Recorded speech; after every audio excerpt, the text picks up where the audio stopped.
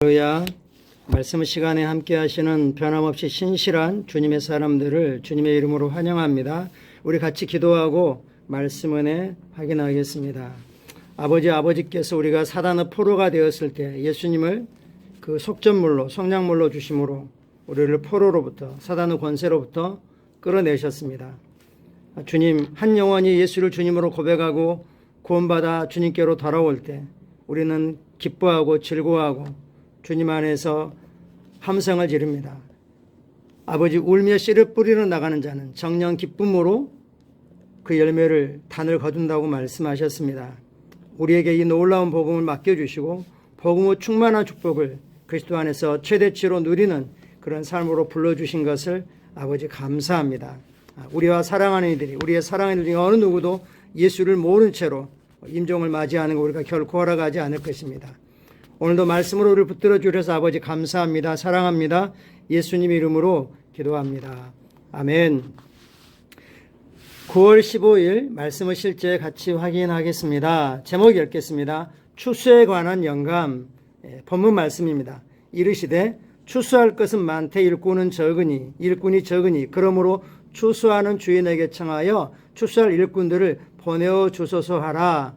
사실 어느 직장이나 이런 데 가서 보면 예수를 주님으로 고백하고 믿는 사람이 얼마나 되는지, 심지어 교회를 다닌다고 말하는 사람들 중에도 아직 교회에 소속되지 않는, 예수를 주님으로 고백하지 않는 사람이 많습니다. 무늬만 모양만 교인이지 실제로는 예수를 주님으로 고백하지 않는 사람이 너무 많죠. 근데 우리 주변에 보면 추수할 것은 적고 일꾼은 많은 것 같습니다. 교회 안에서 보면 성경은 그렇게 말씀하고 있지 않습니다. 추수할 것은 많지만 일꾼이 적다.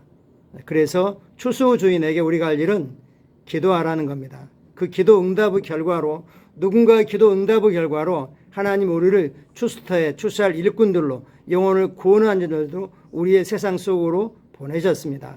우리는 추수하는 일꾼입니다. 추수할 것은 많다는 것을 늘 인식해야겠습니다. 본문 내용 같이 확인해 가겠습니다. 주 예수님께서 말씀하셨습니다.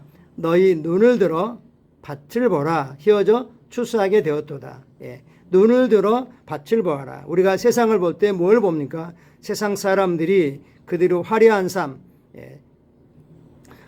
그런 걸 보고 있습니까? 아니면 그들의 영혼의 상태를 보고 있습니까? 눈을 들어라. 그리고 밭을 보아라. 즉 복음의 관점으로 세상을 보아라라고 말씀합니다. 우리가 이제 곧 가을거지가 될 텐데요. 어떤 농들은 일할 사람이 없어가지고 추수 때가 지났는데도 가을거지 추수를 못한 데가 있습니다. 그런 밭을 보면 알곡이 아니라 쭉정이로 변해 있는 걸 볼 수 있습니다. 휘어져 추수하게 되었는데, 휘어졌는데 추수하지 않으면 쭉정이가 됩니다. 예를 들면 감나무에서 이 튼튼한 과일, 상품성이 있는 과일은 떨어지기 전에 추수를 해야 됩니다. 따야 됩니다. 그러지 않으면 골아서 떨어지게 되는 거죠. 너무 늦은 거죠. 주님 우리에게 도전하십니다. 너희 일상 세계 속에서 늘 눈을 들어, 영의 눈을 들어, 믿음의 눈을 들어 너희의 세상을 보아라. 세상의 사람들을 영적인 상태를 보아라.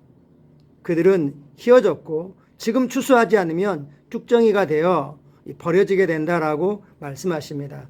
이 마지막 날에 많은 영혼의 추수가 일어나 왕국으로 옮겨지고 있습니다. 주님은 빠르게 이 일을 진행하고 계십니다. 하지만 전례 없는 영혼의 추수로 다다르며 더 큰 성령의 움직임을 목적할 것입니다. 전례 없는 영혼의 추수, 전례 없는 영혼의 대추수가 있게 되고 더 큰 성령의 역사를 우리가 보게 될 것이다. 그 성령의 역사에 참여하게 될 것이다 라고 도전하십니다. 이 추수는 중국, 중동 및 많은 사람들이 침투하기 어려울 것이라고 생각했던 지역에서 일어날 것입니다. 영원히 가득한 광대한 밭이 무르익었고 그리스도 복음이 널리 전파될 것입니다. 하나님은 우리에게 역사상 가장 숭고한 임무를 주셨습니다. 이는 모든 피조물에게 복음을 전파하는 일입니다. 하나님은 인류 구원의 역사를 위해, 인류 구원을 위해 사역하거나 복음을 전파하는데 천사들을 사용하실 수 있습니다. 천사들뿐만 아니라 돌들도 사용할 수 있죠. 로마서 1장에 보면 이 하나님만 피조물 속에 하나님의 그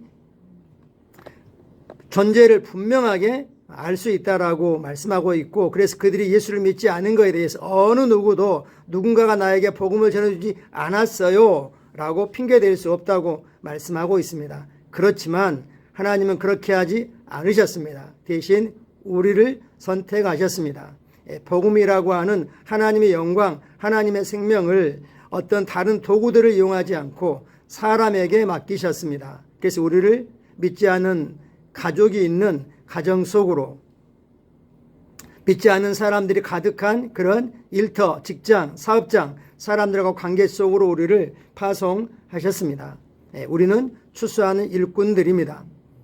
우리는 온 세상의 모든 세대를 위한 가장 중요한 소식인 예수 그리스도 복음을 위임받았습니다. 이 복음은 예수님께서 모든 민족에게 증언되기 위해 온 세상에 전파되리니 그제야 끝이 오리라. 주님이 말씀하신 끝이 더 가까운 그 끝 중의 끝을 우리가 살아가고 있습니다. 끝이 오리라. 이 왕국 복음이 예수 그리스도를 주님이라고 고백하는 이 복음이 모든 민족, 모든 족속, 모든 계층에게 증언되기 위하여 온 세상에 전파되어야만 끝이 옵니다. 세상이 아무리 험악해지고 지진이 이래서 끝이 오는 게 아니라 복음 전파가 완성되면 끝이 온다고 말씀하고 계십니다. 그러므로 영혼 구원을 위해 복음 전파를 위해 늘 깨어 있으십시오라고 도전하시죠. 로마 12장 11절 말씀에 근거해서 영 안에서 불타오르며 소멸하는 불이신 성령의 불로 영 안에서 불타오르며 열정과 열성을 계속 키우면서 어디에서든지 누구에게나 모든 기회, 모든 자원, 뭘 다 사용해서 복음을 전파하십시오. 그러면 우리가 하나님의 능력을 맛보고 경험하는 삶을 살게 되는 것이죠. 그리스도의 빛이 당신을 통하여 끊임없이 빛나게 하십시오. 사람들을 그리스도께로 인도하십시오. 우리가 전하는 그리스도의 메시지는 사람의 생명을 구원하고 변화시키는 신성한 능력으로 가득합니다. 복음을 듣지 않으면, 그러므로 믿음은 들음에 생긴다고 말씀했는데 누가 예수를 주님으로 부를 수 있는 겁니까? 예수를 부르는 자는 누구나 다 구원을 받는, 너무 쉬운 건데 듣지 못했기 때문에, 그들의 언어로, 그들이 이해될 수 있는 언어로 듣지 않았기 때문에. 그래서 어제 말씀의 실체에서는 주님을 따르십시오. 그 중에 겸손 안에서 행하십시오. 우리의 태도 때문에 어떤 사람들은 복음 내용을 듣기를 거부한 사람들도 있습니다. 우리가 겸손해야 되고, 안 믿는다 할지라도 그들의 인간적인 그런 면에서 존중할 점은 얼마든지 있습니다. 부모로서 자녀에 대한 사랑이 극진하다, 이런 것들을 보고 우리가 칭찬할 수 있는 거죠. 그들을 존중하면서 복음을 전할 기회를 우리가 찾아야 됩니다. 복음만이 사람들의 생명을 구원하고 그들을 영원한 사단의 왕국으로부터 영원한 하나님의 왕국으로 옮기는 하나님의 능력입니다.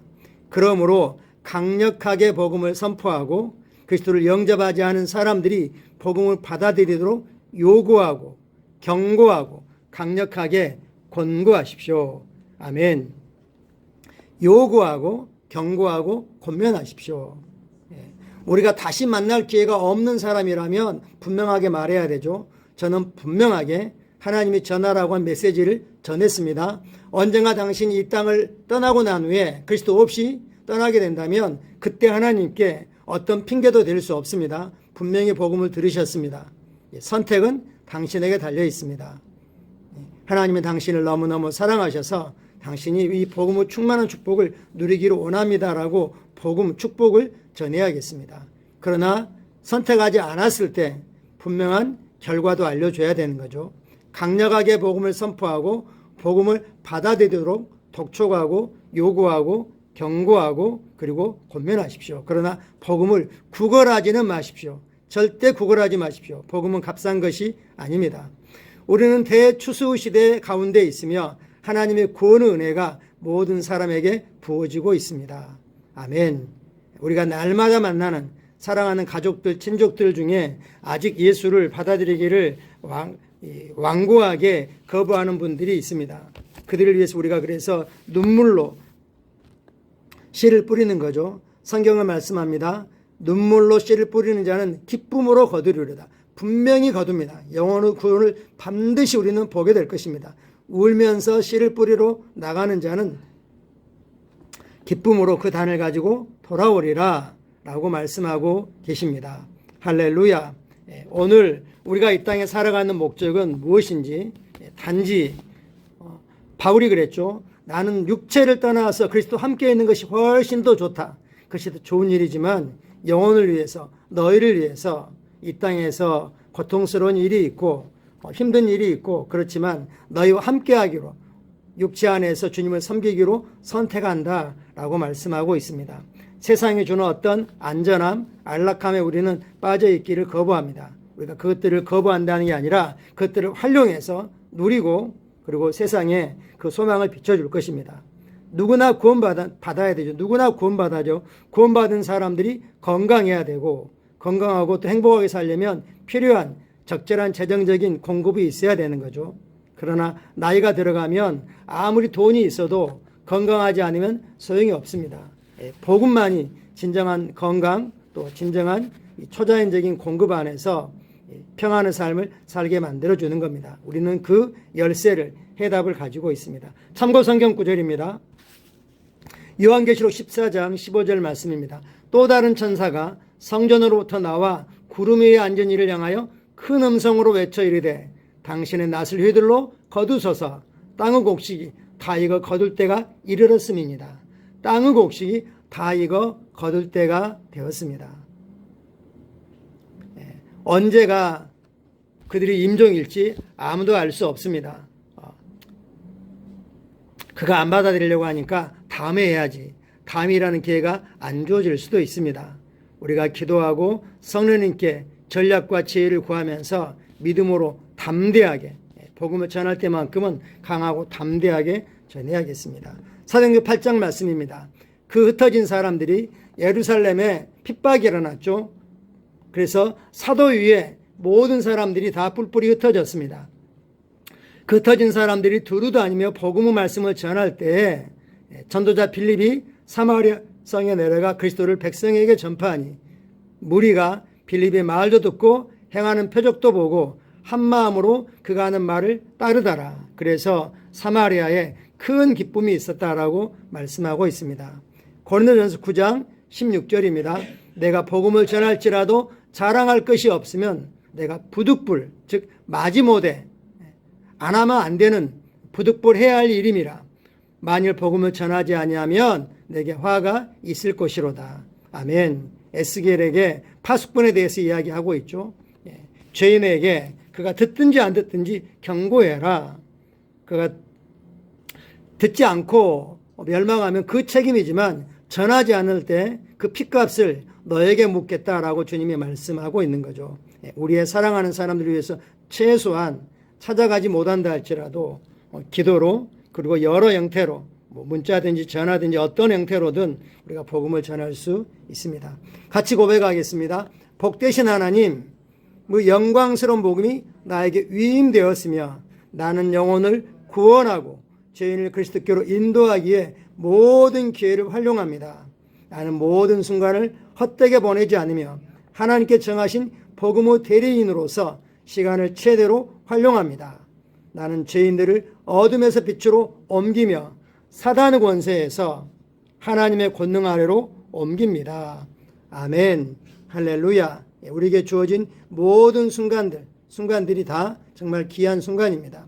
우리가 이 땅에 몸을 입고 있는 동안에만 사랑하는 이들을 축복할 수 있고 잘했다고 어깨를 두들겨 줄 수 있고 특별히 복음을 전할 수 있습니다. 물론 그들에게 친절하게도 하고 잘해주기도 해야 되겠지만 영혼 구원은 영적인 것입니다. 사단의 포로로 잡혀 있기 때문에 영적인 것이고 우리가 영어로 기도하고 그리고 담대하게 복음을 전할 때 성령님이 역사하실 거 우리는 기대할 수 있습니다. 감사합니다. 사랑하고 축복합니다. 오늘도 주님의 은혜가 위로부터 넘치도록 성도들에게 부어지고 있습니다. 감사합니다.